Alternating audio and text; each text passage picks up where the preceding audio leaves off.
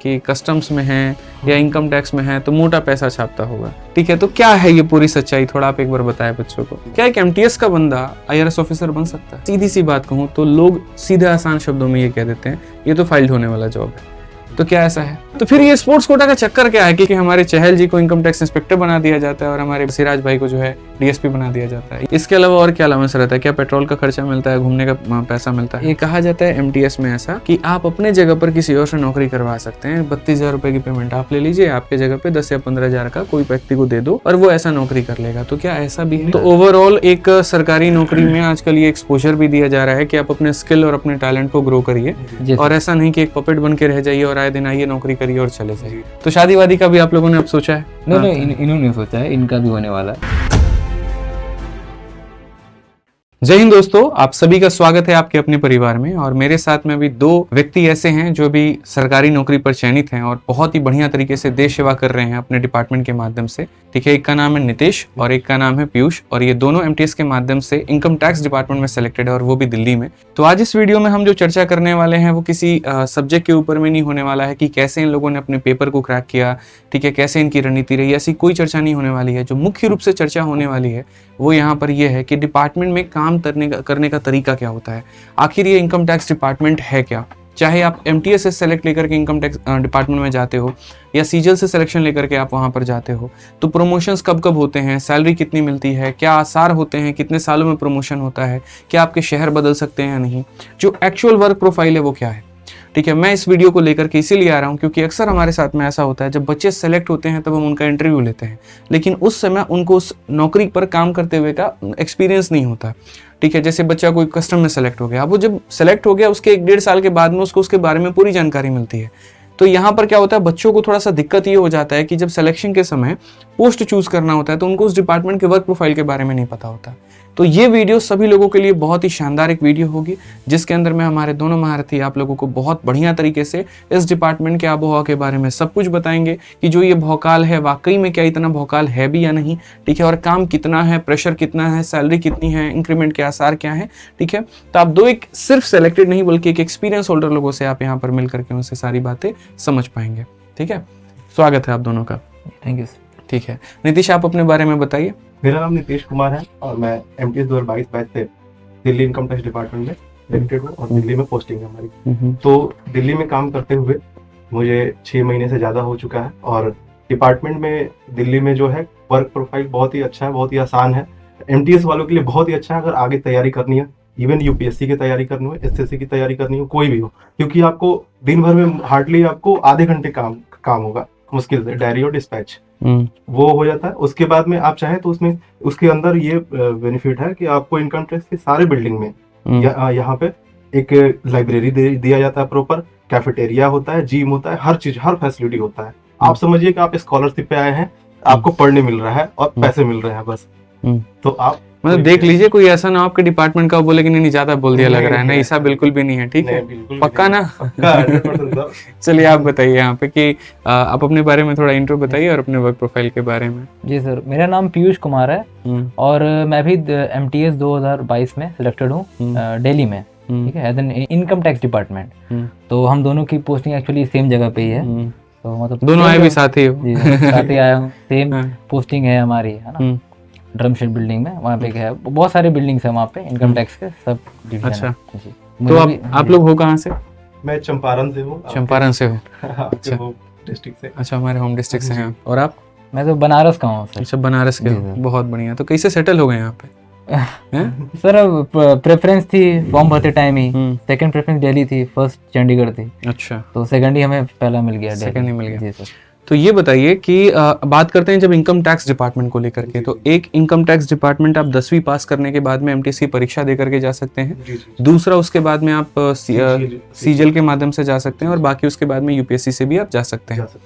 ठीक है, तो सबसे पहले हम एमटीएस के स्तर से बात करेंगे कि जैसे आपने एमटीएस का पेपर क्वालिफाई किया, क्वालिफाई करने के बाद में उसमें आपका डिपार्टमेंट मिला आपको, तो उसमें वर्क प्रोफाइल आपका वर्क प्रोफाइल क्या है? जैसे मेरा काम होता है सिर्फ डायरी और डिस्पैच का। मेरे पास कोई भी लेटर आया, मैंने उसको, कोई अगर छुट्टी ले रहा है जैसे हेडक्वार्टर में है तो कोई छुट्टी लिया, उसका डायरी, उसका जो भी रिसिप्ट है उसको देके और उसको रख लेना और फिर उसके बाद फर्दर अपने जो ऑफिसर है, हायर अथॉरिटीज है, जो छुट्टी सैंक्शन करते हैं, सैंक्शन अथॉरिटीज को भेज देना। वो खुद लेके जाते हैं वहां से, डाक का एक आता है और वो लेके जाते हैं उनको, और उसके बाद में हो जाता है हमारा काम खत्म। हार्डली आधे घंटे का काम होता है, अब पढ़ने का पूरा टाइम मिलता है। और हमारे ऑफिस में लाइब्रेरी वगैरह तो सारा चीज है। आप बोलते हैं सर कि आपको बुक भी खरीदने की जरूरत नहीं है, कोई भी बुक चाहिए आप रिक्विजिशन लेटर लिख के दीजिए, आपको बुक अवेलेबल करा दिया जाएगा। आपको अपना कुछ नहीं देना, बस आपको पढ़ते रहना है, बाकी थोड़ा सा काम है वो कर लेना है। हमारी फॉर्मूला बुक भी अवेलेबल करा देंगे? हाँ एकदम। हैं? सर आपका रखा हुआ है, हमारे डिपार्टमेंट में सर का सारे बुक रखे हुए हैं। सारे रखे हैं? सारे। तो ये रखता कौन है मतलब? मतलब हाँ, कोई भी आया अगर उसको तैयारी करना है तो वो अपना रिक्विजिशन लेटर लिख के दिया और कल होकर के किसी वेंडर के थ्रू वो आ जाएगा बुक। क्या बात है, तो इसका खर्चा सरकार उठाती हाँ है? सरकार उठाती है। क्या बात है, बहुत बढ़िया। तो हमारी फॉर्मूला बुक भी है वहाँ? हाँ आपका हर बुक है, हाँ। एसएससी वॉरियर, सीपीओ वॉरियर सब। क्या बात है। तो बच्चे उससे पढ़ते हैं? जी जी जी बिल्कुल। ठीक है। और जैसे आप डिपार्टमेंट में काम कर रहे हैं तो आप आपका डिपार्टमेंट अलग है इनसे या फिर आपका भी सेम ही डिपार्टमेंट है? मेरा एग्जैक्टली बिल्कुल सेम है, हम सेम ही है, तो आपका भी सेम वर्क प्रोफाइल होता है? सेम है। देख लीजिए, जैसे आप लोग बोल रहे हैं आधे घंटे का काम है, कहीं आपके हेड सुन करके ऐसा ना करे कल 9 घंटे काम कर दें। क्या होता है ना, मैं आपको एक जनरल पर्सपेक्टिव देता हूँ। ओके, वर्कलोड तो ज्यादा नहीं होता है, ठीक है। कभी कभार क्या होता है कि एक अब हफ्ते में 1-2 दिन कभी ना कभार ऐसा हो ही जाता है कि कभी कुछ काम ज्यादा हो गया, जैसे कभी कोई किसी की विजिलेंस वाली हो गई, तो मतलब डिपेंडिंग अपॉन दी वर्क कभी कभार वो हो जाता है। लेकिन इन जनरल आपको काम ज्यादा वर्कलोड नहीं रहता है। बेसिकली आपके जो भी आपके जो हेड हैं, इंस्पेक्टर हो गए, आपको कभी कभार जैसे फाइल्स से रिलेटेड काम हो गया, डायरी डिस्पैच हो गया, कभी डाक भी ले आने को कहा जाता है। डाक एक्चुअली लेटर्स होते हैं, तो जितने भी आसपास के रेस्पेक्टिव ऑफिसेज हैं इनकम टैक्स के, बस आपको पहुंचाना, आपका काम खत्म, कुछ खास ऐसा नहीं है। आप ये बताइए कि इनकम टैक्स डिपार्टमेंट में जिसमें आप जॉब कर रहे हैं उसके पर्क्स क्या क्या हैं? क्या ऐसा है कि आपको गवर्नमेंट क्वार्टर मिलता है? क्या ऐसा है यहाँ पर कि आपका रहना, खाना, बाकी सभी चीज़ें फ्री होती हैं, आपका ट्रैवलिंग अलाउंस फ्री होता है? जो एक्चुअल बेनिफिट्स मिलते हैं आपको आपके नौकरी में, वो बताइए। देखिए, सबसे पहले तो अगर आप सेंट्रल गवर्नमेंट के अंदर किसी भी डिपार्टमेंट में जाते हैं तो आपको सबसे बड़ी फैसिलिटी CGHS जिसको बुलाया जाता है, सेंट्रल गवर्नमेंट हेल्थ स्कीम, इसके तहत आप पे जितने भी लोग डिपेंडेंट होंगे, आपके फैमिली मेंबर्स, उन सबका प्रॉपर कार्ड बनता है जिससे आपको फ्री में इलाज होता है, ठीक है, यानी कि रिम्बर्स हो जाता है पैसे। इसके अलावा आपको HRA के तौर पे एक सिटी में है तो आपको 30% के लगभग मिलता है। और इस तरह से आप चाहें अगर तो एकोमोडेशन का, आप चाहें तो फ्लैट गवर्नमेंट क्वार्टर ले सकते हैं, ठीक है। जो बेसिक पेमेंट होती है आपकी, उसी का आपको X city, Y city, Z city का अलग अलग परसेंटेज है। सबसे महंगी एक्स सिटी को मिलता है, जैसे दिल्ली एक्स सिटी में काउंट होती है, तो आपका जो रहने का अलाउंस होगा वो ज़्यादा होता होगा, ठीक है। तो जो आपने हेल्थ स्कीम बताया है, कई बार ऐसा होता है कि उसमें मम्मी पापा और हम सब इंक्लूडेड हैं जब तक शादी नहीं हुआ है। तो शादी होने के बाद में क्या मम्मी पापा इंक्लूडेड होते हैं? हाँ नहीं, उसमें ये है कि अगर आपके फैमिली मेंबर जिनका मंथली इनकम 9,000 रुपए से कम है, वो सारे लोग आप पे डिपेंडेंट होंगे। उनका अगर कोई ऑलरेडी कोई पेंशनर होगा तो उनका नहीं होगा, क्योंकि अगर मंथली इनकम सिर्फ उनका अगर 9,000 से कम है, कोई भी हो, मम्मी पापा, आपके फैमिली, आपकी शादी होने के बाद आपके वाइफ या बच्चे सब आप पे डिपेंडेंट हो गए। तो इस तरह से जितने भी लोग हैं परिवार में, अगर सभी लोगों का 9,000 से कम इंडिविजुअल अपना इनकम 9,000 से कम है, तो उनके इलाज का भी जो पैसा है वो सरकार उठाती है, और नौकरी आपकी है इसी वजह से। जी सर, ठीक है। शादी के बाद में जैसे बात करें तो कितने साल तक बच्चों का भी जो CH इसमें होता है? उनका जो एजुकेशन अलाउंस ये सब मिलता है। अच्छा, बच्चों का एजुकेशनल अलाउंस भी आपको मिलता है? 2 बच्चों के लिए। तो ये बताइए, सबसे पहले हम हेल्थ वाले पर ही बात करते हैं। हेल्थ वाले में जो है कहाँ पर आप ट्रीटमेंट करा सकते हैं? क्या ऐसा है कि दिल्ली के किसी अस्पताल में जाकर के ट्रीटमेंट करा लिया और कोई पैसे नहीं लगे? जो इम्पैनल्ड हॉस्पिटल होगा CGHS के थ्रू, वहाँ पे आप करा सकते हो। उसका पूरा एक लिस्ट है। वो जो जैसे मान लीजिए मेट्रो हॉस्पिटल है, तो मेट्रो हॉस्पिटल अगर इसके अंदर में पैनल्ड है तो वहां पर होगा और उसका सारा खर्चा सरकार देगी। और दूसरा ये है कि इमरजेंसी केस में आप कहीं करा सकते हैं। इमरजेंसी के केस में, ऐसे तो नॉर्मल केस हुआ तो ठीक है, इमरजेंसी का केस हुआ, लॉन्ग टर्म ट्रीटमेंट चल रहा है तो वो फिक्स हॉस्पिटल्स हैं, लेकिन अगर कोई इमरजेंसी है तो वहां पर आप कहीं भी ले जा सकते हैं। ठीक है, आप अपने ऑफिस में करके वो कर देंगे।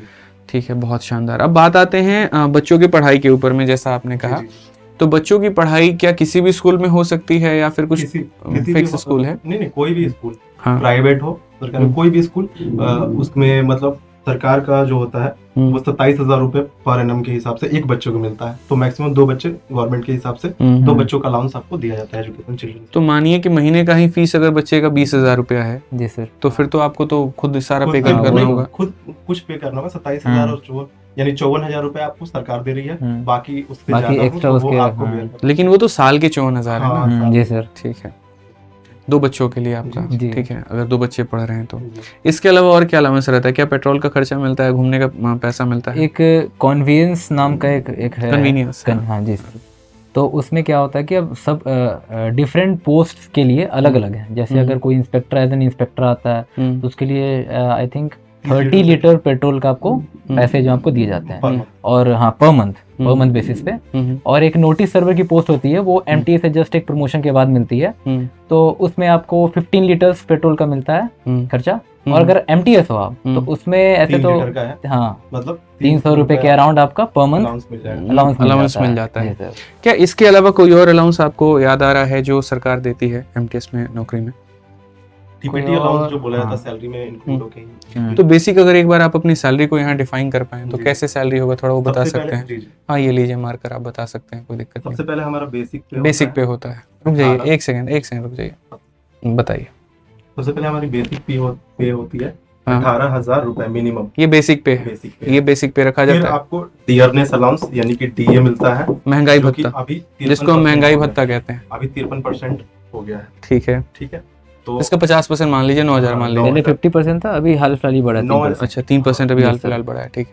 तो ये 9,540 रुपए हो गया। अच्छा, ठीक है, ठीक है। उसके बाद में आपको टीपीटी मिलता है, ट्रांसपोर्ट वाला अलाउंस। तो ये मिलता है आपको 2,000 के सम 2100 अराउंड 2,000 यानी 2100 के अराउंड ठीक मिलता है।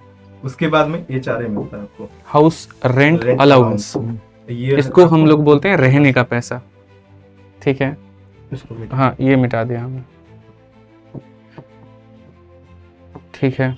100 रुपए, तो सबको आप जोड़ते हैं तो लगभग आपकी सैलरी कितनी आती है? लगभग 35,000 के आसपास जी, में जी। आपकी तनख्वाह बन जाती है। अगर सबका टोटल Gross। जो है ग्रॉस अगर हम करें तो 35,000 के आसपास में आपकी तनख्वाह ज्यादा बनती होता है। है, हो जाता है इतना। अच्छा, और आपको अभी मिलता है हम लोग को 31,992 यानी 32,000 रुपए। क्यों बाकी कट आफ्टर जाते हैं? डिडक्शन। अब बाकी डिडक्शंस होते हैं हाँ, जिसमें आपको ये पता है कि ये Health का। एनपीएस में हाँ। एनपीएस में कटता है। नेशनल Health पेंशन का- स्कीम। हाँ, हेल्थ में सीजीएचएस कार्ड के लिए पर मंथ ये 250 रुपए कटते हैं। और उसके बाद में ये 2700 कुछ रुपए होते हैं जो उसमें डिडक्शन होता है। 10 रुपए CGIES एम्प्लॉयमेंट इंश्योरेंस। मतलब आप यहाँ देख सकते हैं, यहाँ पर 10-10, 20-20 रुपए का हिसाब हो रहा है।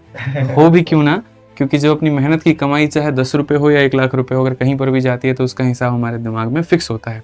आखिर हम मिडिल क्लास वालों के साथ में होता ही भाई ऐसा है, बहुत मेहनत करते हैं तो जाकर के कुछ हमें इनकम आता है, और वो भी हमें एग्जैक्टली याद होता है। जी सर। दुनिया को लगता है 100 रुपए बढ़ गए तो क्या फर्क पड़ता है, लेकिन यहाँ पर ये 3% का भी बढ़ना अपने आप में एक बहुत बड़ी बात हो जाती है। और अभी सर एक और अलाउंस सर मैं ऐड करना चाहूंगा, वो है ड्रेस अलाउंस। हम लोग ड्रेस अच्छा, अलाउंस तो भूल ही गया हम लोग। तो आप लोगों का यूनिफॉर्म थोड़ी है? नहीं, लेकिन नहीं, फिर भी है। अभी- जैसे हम लोग का ग्रे हाँ। पैंट व्हाइट शर्ट होता है ऑफिशियली एक अच्छा, लेटर में वो ऑफिशियल एक ये है। है। हाँ, अब क्या है ऑफिशियल इनकम टैक्स डिपार्टमेंट का? Grey pant white shirt. अच्छा, बट इन रियलिटी मिलता है।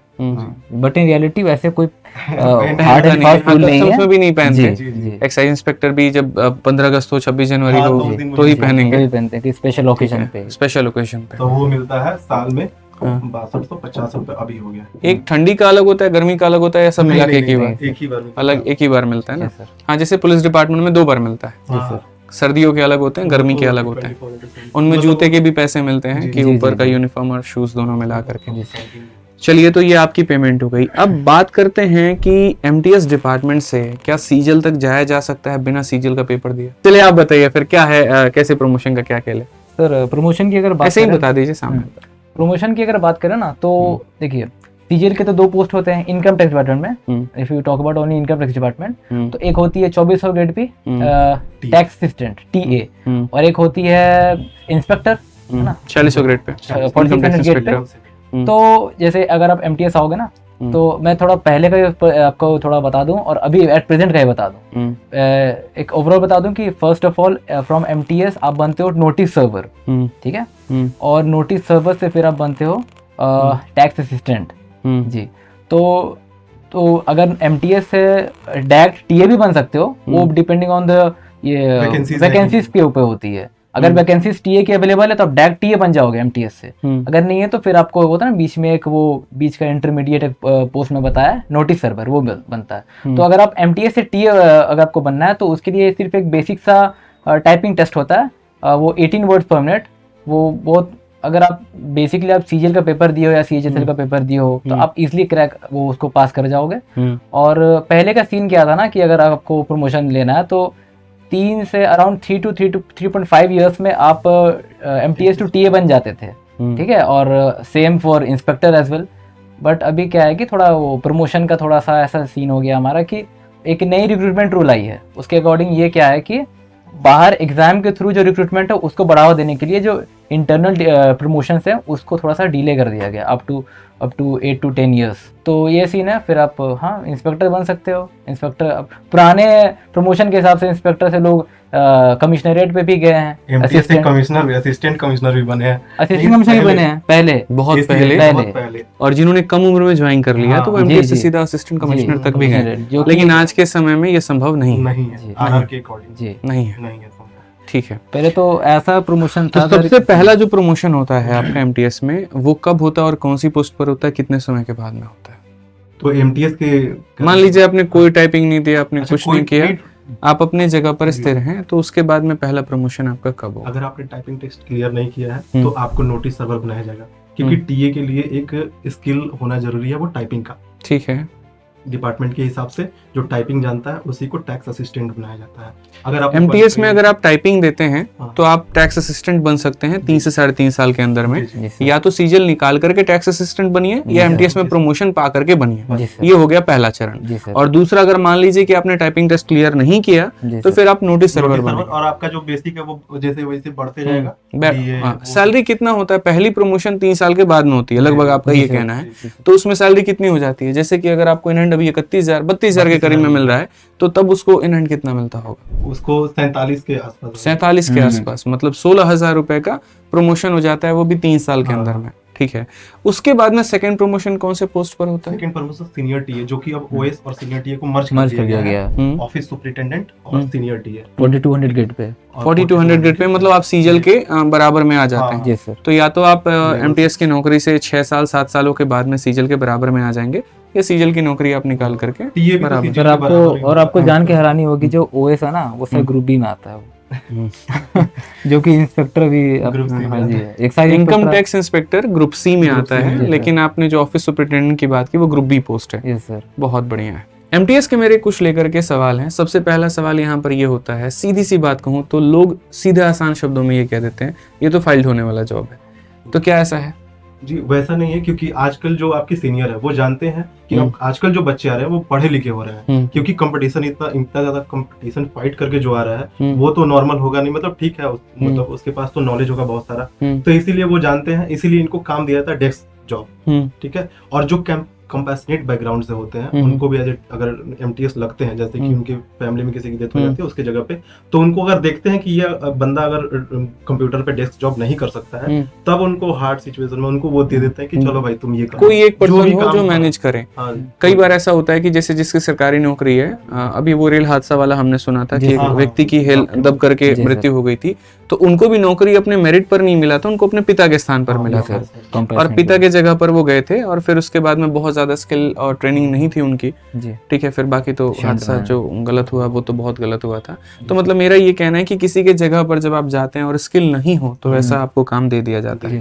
ठीक है, दूसरा बात कि कुछ ना कुछ तो करेगा ही, तो उसके लायक अगर वो नहीं है तो कोई ना कहीं फिट कर देना है इसको। अच्छा, दूसरा जो सबसे बड़ा बात हमने देखा है कि कहा जाता है एमटीएस में ऐसा कि आप अपने जगह पर किसी और से नौकरी करवा सकते हैं, 32,000 रुपए की पेमेंट आप ले लीजिए, आपके जगह पे 10 या 15,000 का कोई व्यक्ति को दे दो और वो ऐसा नौकरी कर लेगा। तो क्या ऐसा भी है? नहीं, ऐसा तो हमारे नजर में ये तो इलीगल हो गया। हाँ, इलीगल तो है, लेकिन ये बातें हैं, और चूंकि ये मेरा धर्म है पूछना, अच्छा तो मैं ये सवाल पूछूंगा ही, क्या आपके डिपार्टमेंट में ऐसा है या फिर दिल्ली में नहीं है बाकी जगहों पर है? हम लोग ने एक्चुअली नहीं सुना सर, ये आप फर्स्ट टाइम सुन रहे हैं सर। अच्छा ठीक है, नहीं ऐसे सवाल काफी होते हैं, हमारे नादान प्यारे प्यारे बच्चे होते हैं, या फिर ये भी लिख देते हैं, या मे भी हो सकता है कि हम लोग एक सिटी में, दिल्ली में है, कैपिटल सिटी में, तो शायद यहाँ पे ना हो, लेकिन जो एक होता है ना कि प्रॉपर एक रूरल जो एरियाज होते हैं, मे बी वहाँ का इशू हो, ये तो कहीं भी हो सकता है, चाहे कोई भी इलीगल, मतलब आपके दिल्ली में आपने अब तक ऐसा नहीं सुना है। ठीक है, अब उसके बाद में बात आते हैं, चूंकि आप इनकम टैक्स डिपार्टमेंट में हैं तो मेरे कुछ बड़े सिंपल से सवाल हैं आपसे। ठीक है, अक्सर चूंकि बिहार से भी आप आते हैं तो वहाँ की मानसिकता ये बन जाती है कि कस्टम्स में है या इनकम टैक्स में है तो मोटा पैसा छापता होगा।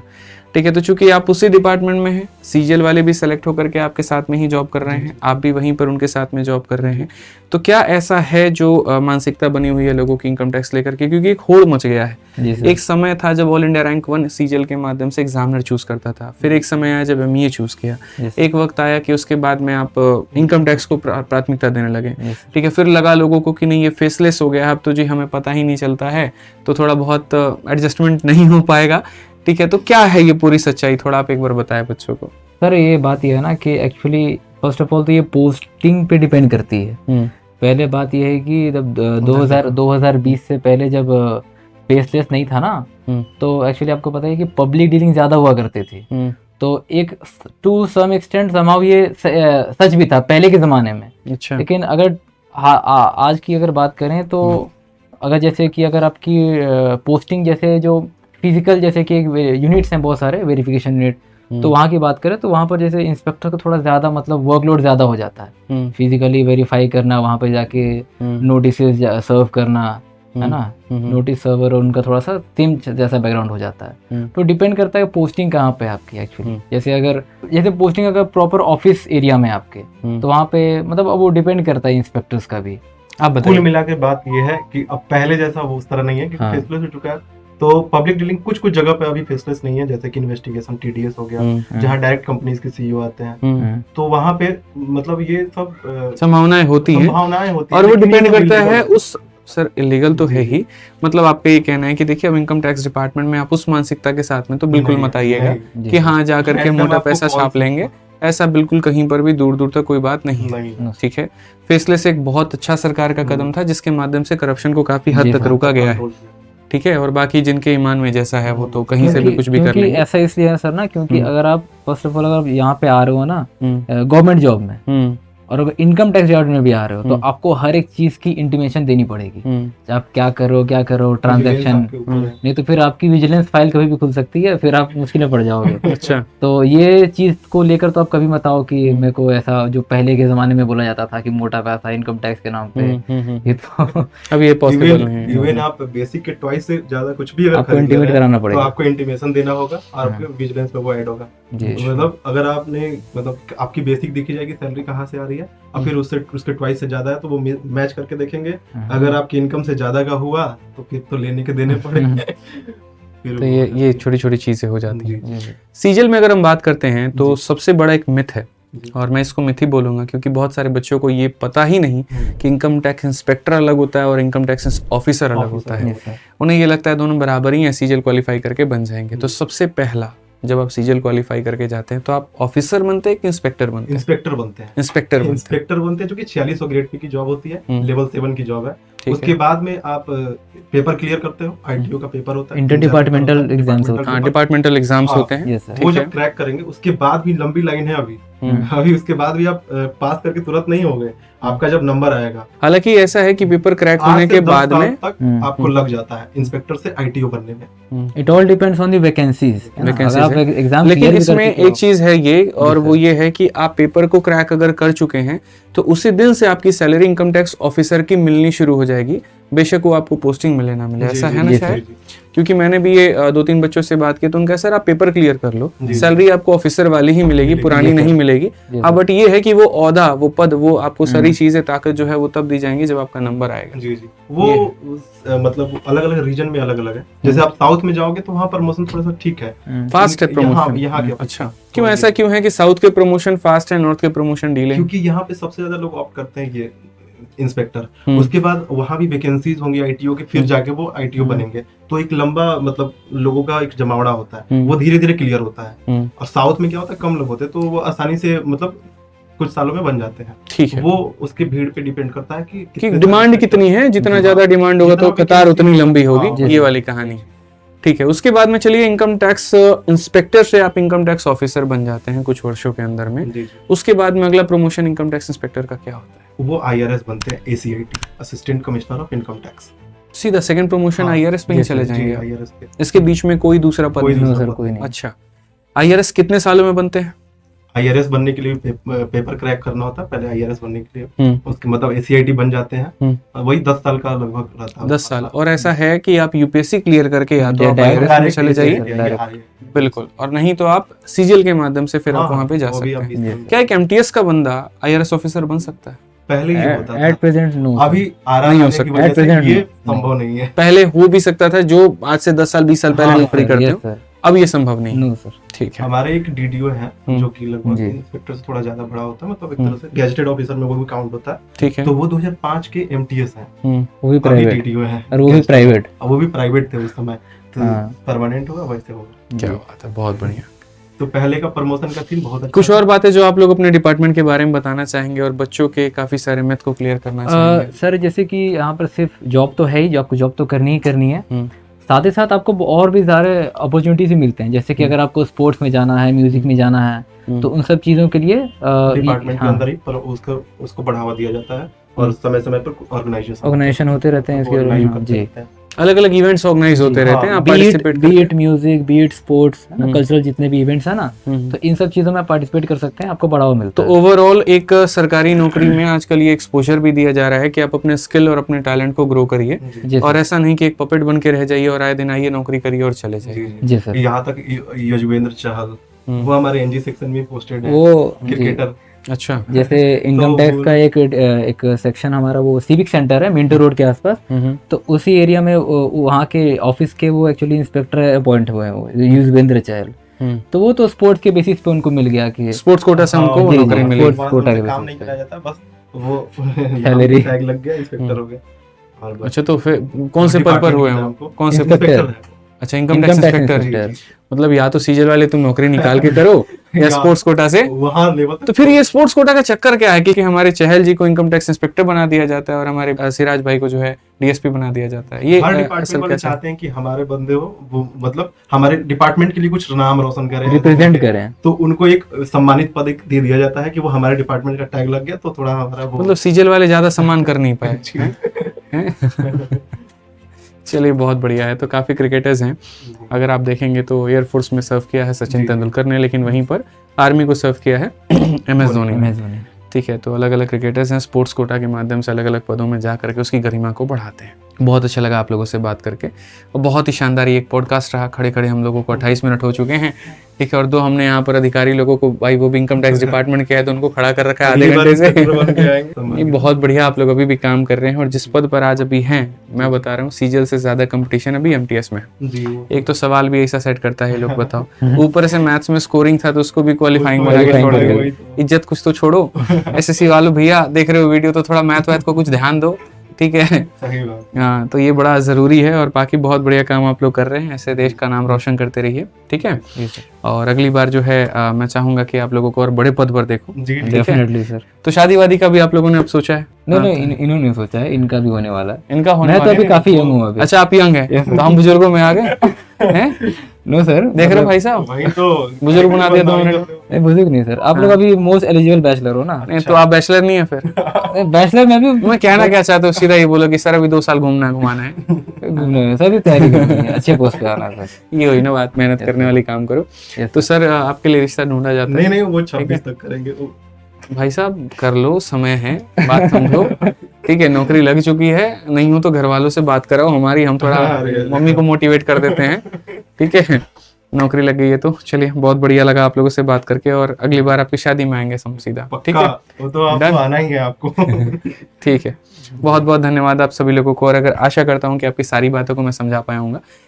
कोशिश आज की वीडियो में यही थी कि जो सेलेक्टेड लोग हैं वो अपने डिपार्टमेंट के बारे में ज़्यादा बातें एक्सप्लोर कर पाएँ, ज़्यादा बातें आप लोगों को बता पाएँ, और आज की वीडियो में हमने वो कोशिश भी की। हालांकि मेरे लाइफ का पहला ऐसा कोई वीडियो है जहाँ पर मैं 2 सेलेक्टेड लोगों से बात कर पा रहा हूँ और सारी बातें आप लोगों को समझा पा रहा हूँ जो भी किसी डिपार्टमेंट में वर्किंग है, क्योंकि दूध का दूध और पानी का पानी तभी होता है जब कोई काम कर रहा व्यक्ति अपने डिपार्टमेंट के बारे में पूरी बातें बताता है। बाकी इसके अलावा भी अगर आपका कोई डाउट है तो कमेंट बॉक्स में ज़रूर छोड़िएगा, ये दोनों भाई का नंबर हमारे पास में, हम पूछ करके आपको वो भी बता देंगे, ठीक है। या ज़रूरत पड़ी तो हम दूसरी वीडियो भी लेकर के आ जाएंगे। बाकी अपना ध्यान रखिए, खुश रहिए, मस्त रहिए, जब भी ऐसी ज़रूरत पड़ी तो अलग अलग विभाग के वीडियो हम आपके सामने लाते रहेंगे और बताते रहेंगे। उम्मीद करता हूँ वीडियो पसंद आई होगी। जय हिंद।